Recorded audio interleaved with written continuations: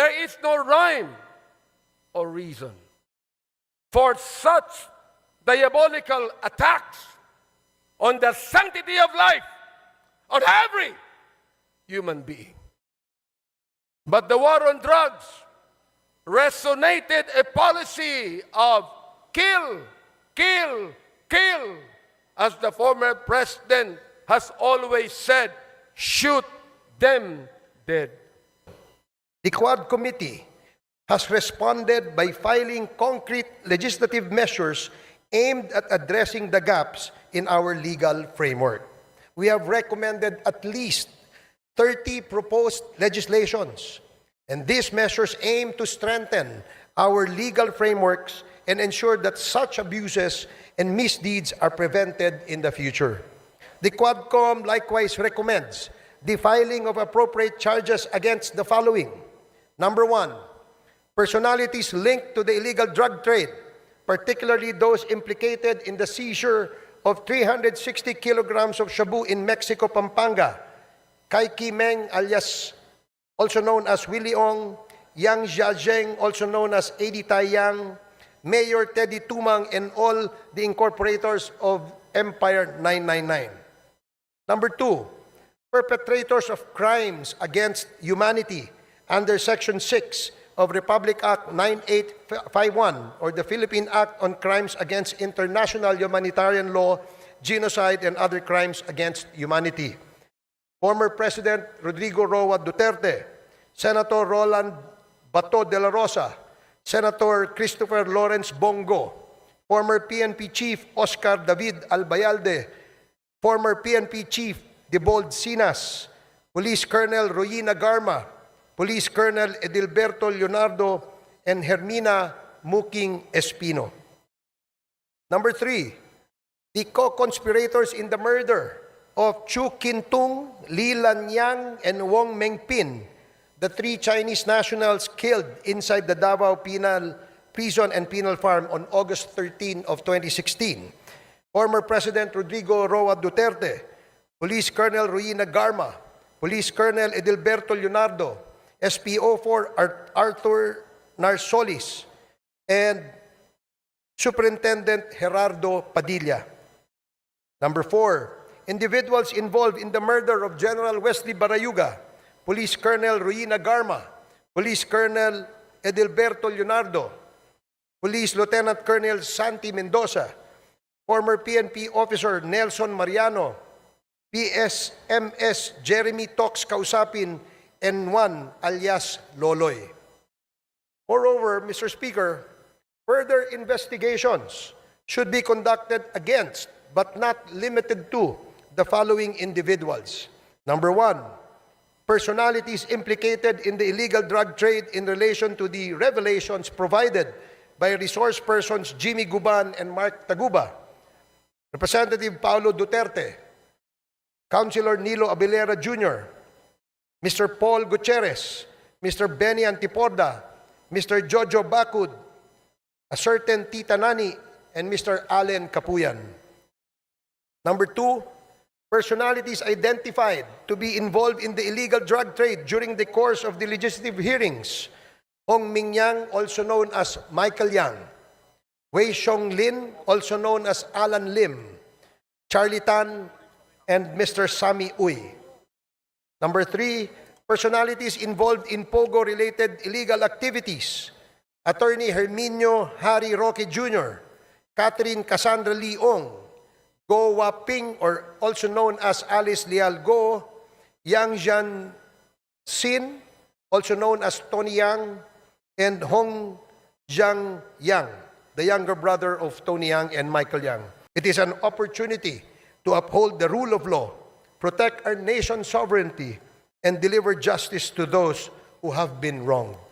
I urge my fellow legislators to give this report the attention it deserves and to support the proposed measures that will ensure these injustices are never repeated. Together, let us take the necessary steps to restore faith in our institutions and reaffirm our commitment to the Filipino people. Gusto ko lang pong sabihin unang-una, Mr. Speaker, the time of reckoning has come.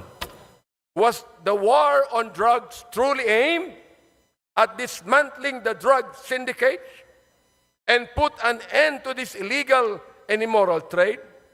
Or was it an all-out assault on the poor and vulnerable to cover up the former?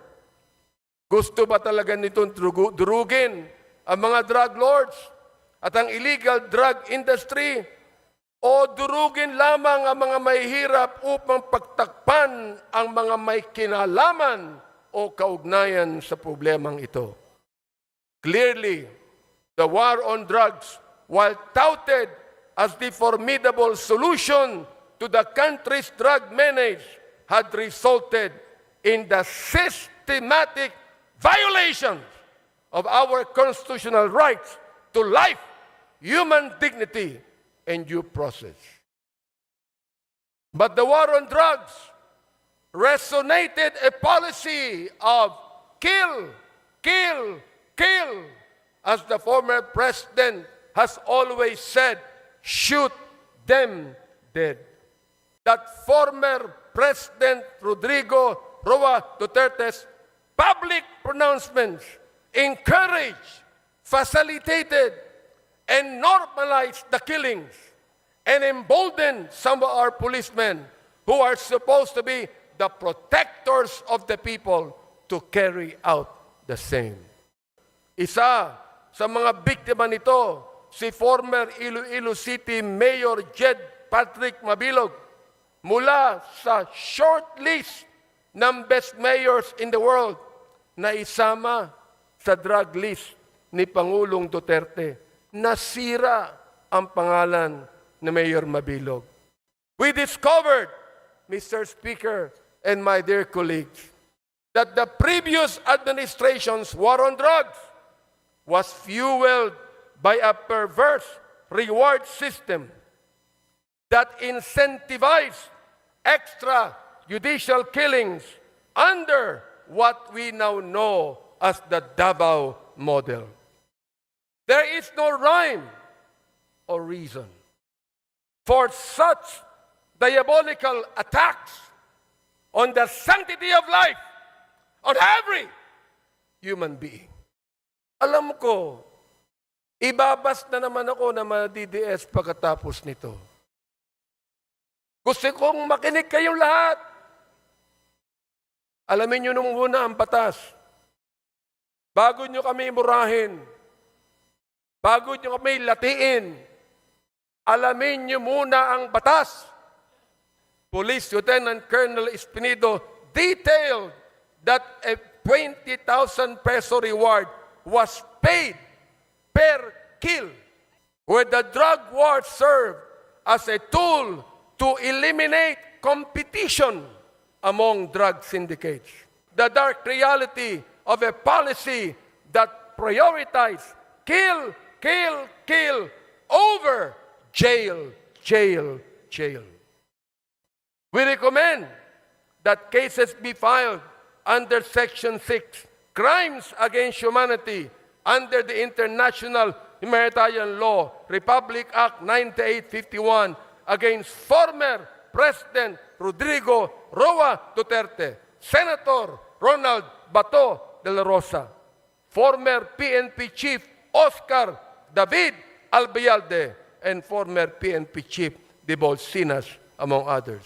I urge the members of this esteemed body to fully support these measures, and as they offer essential steps towards securing our national sovereignty, protecting our land resources, and ensuring the integrity of our citizenship laws. By enacting these measures, we take a strong stand against the exploitation of our systems by foreign nationals and criminals, and we create lasting solutions to safeguard the interests of the Filipino people. For Chairman Barbers and myself, we are not running anymore in this forthcoming election. Ano po ang para sa amin? This is all about for the love of country, to protect the future generations. Kaya po, ang panawagan, tuloy ang Quadcom, tuloy ang laban. We must fight to ensure that they obtain justice and are afforded counseling and rehabilitation. Let us not leave them by the wayside. Ang karumal-dumal na gawain na kapaloob sa operasyon ng Pogo ay isang bagay na hindi maitatago ng mga taong nakinabang sa operasyon na ito. Politiko, negosyante, mga banyaga at marami pang iba. Itago man, pilit man, ay kusa namang ilalabas ng tadhana ang katotohanan kung ano ang dilim sa likod ng operasyon ng sugal na ito na sumisira sa kaayusan at imahe ng ating bansa. Ang mga buhay na mapabanyaga man o lokal nating kababayan na kinuha ang kanilang buhay ng mga mapag-abusong tagapamahala ng mga Pogo ay ibinubulid na ang kaluluwa sa impyerno. Direct and indirect participation in the operation of Pogo must pay the price. Di po pwede nakalimutan na natin ang nakaraan at mag-move forward na tayo. We hope that the Executive Department, Mr. Speaker, through our President, Ferdinand Bongbong Marcos, will give justice to the families of the innocent people who are all victimized by these greedy crooks whose sole objective was to enrich themselves with Pogo money. Tapos na po ang mapag-abuso na kalakaran sa operasyon ng Pogo. We are in the process of cleaning and wiping out the remnants of a bad memory that will linger in the minds of our people. We must strive to bring back to our country the respect that was lost due to the legalization of the Pogo operations, and tell the whole world that this tiny nation that is living in peace and harmony has fought and won against the corruption, the atrocities, and the evilness of Pogo.